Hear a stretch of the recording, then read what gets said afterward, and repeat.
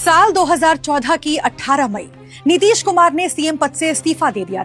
नए सीएम का नाम तय करने के लिए नीतीश, शरद यादव, वशिष्ठ नारायण सिंह समेत कई नेता मुख्यमंत्री आवास पर जुटे थे। तभी विधायक जीतन राम मांझी ने एंट्री ली। उन्हें देखते ही नीतीश बोले, यहाँ आइए, मेरी कुर्सी पर बैठिए।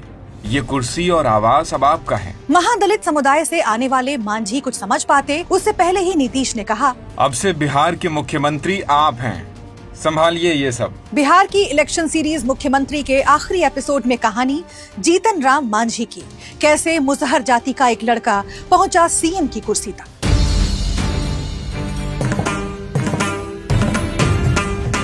6 अक्टूबर 1944 को गया जिले के हथियावा गांव में रामजीत मांझी और सुक्री देवी के यहाँ बच्चे का जन्म हुआ। वो जीतिया पर्व का दिन था, इसलिए बच्चे का नाम रखा जीतन राम। जीतन का पूरा परिवार गांव के जमींदार के यहाँ बंधुआ मजदूरी करता था। जीतन भी दिन भर गाय भैंस चराते, शाम को मवेशी बांधने जमींदार के यहाँ आते तो कुछ खाने को मिल जाता। उसी दौरान एक मास्टर जमींदार के बच्चों को पढ़ाने आते थे। जीतन छिपकर उन्हें सुना करते। एक बार मास्टर ने जमींदार के बच्चों से कोई सवाल पूछा तो जीतन ने तुरंत जवाब दिया।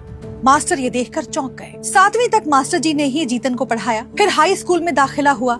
पढ़ाई के दौरान ही महज 11 साल की उम्र में उनकी शादी बिंदी देवी से हो गई। इसी दौरान जाति की भयावह सच्चाई से बीच बीच में उनका सामना होता रहा। एक बार जीतन अपने स्कूल टीचर की बहन के यहाँ कुछ सौगात पहुँचाने गए। जब बहन को उनकी जाति का पता चला तो भड़क गयी और उन्हें दुत्कार कर भगा दिया। जीतन ने स्कूल टीचर को ये बात बताई तो उन्होंने कहा, दुष्ट, जब तू अछूत है तो तूने सौगात खोली क्यों? लेखक अमरीन खान की किताब मांझी नामा एक बंधुआ मजदूर के केंद्रीय मंत्री बनने की सच्ची कहानी में जीतन कहते हैं, ऐसी घटनाएं जीवन का हिस्सा बन चुकी थी। कम खाना, गम खाना, दर्द सहना मुसहर समुदाय का अभिन्न अंग है। ग्रेजुएशन करके जीतन पोस्टल डिपार्टमेंट में नौकरी करने लगे। तभी 1972 में उनकी पत्नी का निधन हो गया।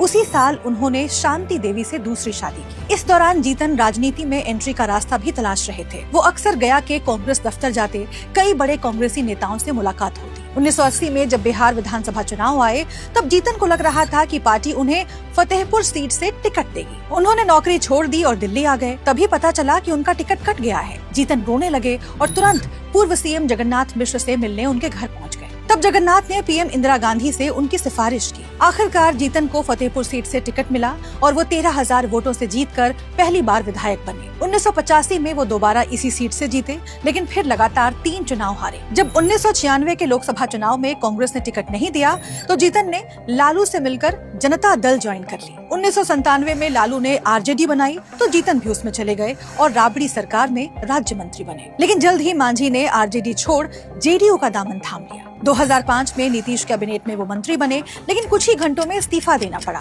वजह थी फर्जी बीए डिग्री रैकेट में नाम आना। 2008 में जब जीतन आरोप से बरी हुए तो दोबारा नीतीश कैबिनेट में मंत्री बने और धीरे धीरे नीतीश कुमार के करीबी बन गए।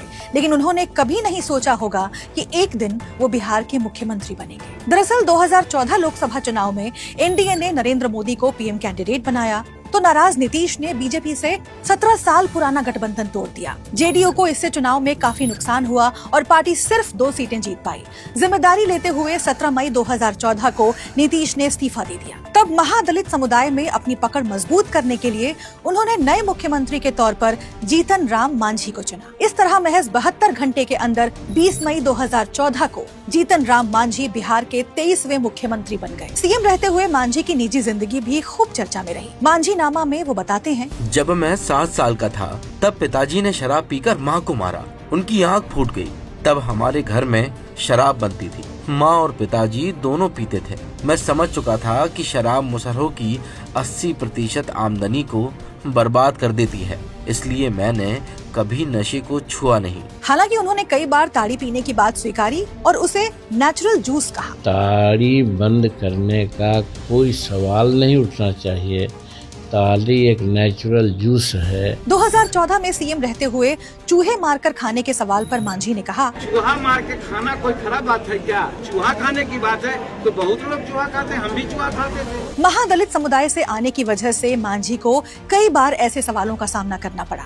उनके सामने असहज करने वाले कई मौके आए और विवाद भी हुआ। 2014 में मांझी मधुबनी जिले के परमेश्वरी स्थान मंदिर गए। आरोप लगा कि उनके दर्शन के बाद पूरे मंदिर को धोया गया। सीएम मांझी ने जांच के आदेश दिए। हालांकि पुजारी ने बताया कि रोज सुबह शाम मंदिर की सफाई होती ही है। इस बीच मांझी पर पार्टी लाइन के खिलाफ बोलने और अनुशासनहीनता के आरोप लगने लगे। 17 अक्टूबर 2014 को सीएम मांझी ने मरीजों के इलाज में लापरवाही बरतने वाले डॉक्टर्स पर कहा कि उनके हाथ काट देने चाहिए। फिर 26 अक्टूबर को नीतीश कुमार पर तंज कसा, मैं सीएम तो हूँ लेकिन फैसले नहीं ले सकता। फिर महीने भर बाद उन्होंने कह दिया कि वो ही सीएम हैं और उन्हें कोई हटा नहीं सकता। 8 फरवरी 2015 को जेडीयू ने उन्हें पार्टी से निकाल दिया। विधायक दल की मीटिंग में दोबारा नीतीश को नेता चुना गया और 130 विधायकों के साथ नीतीश राजभवन पहुँच गए, लेकिन मांझी इस्तीफा देने को तैयार नहीं थे। राज्यपाल ने मांझी को 48 घंटे के अंदर बहुमत साबित करने को कहा, लेकिन उनके पास बहुमत नहीं था। आखिरकार 20 फरवरी को मांझी ने इस्तीफा दे दिया। संतोष सिंह अपनी किताब रूल्ड और मिसरूल्ड में लिखते हैं, मांझी के सीएम बनने के कुछ महीने बाद ही नीतीश को एहसास हुआ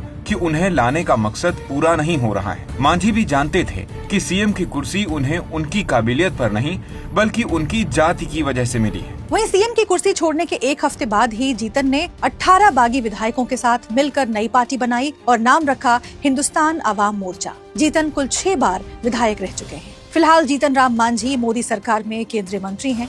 उनके बेटे संतोष मांझी बिहार सरकार में मंत्री और बहू दीपा इमामगंज से विधायक हैं। मुख्यमंत्री सीरीज में इतना ही। इस तरह के और इंटरेस्टिंग एपिसोड्स देखने के लिए डाउनलोड करें दैनिक भास्कर ऐप।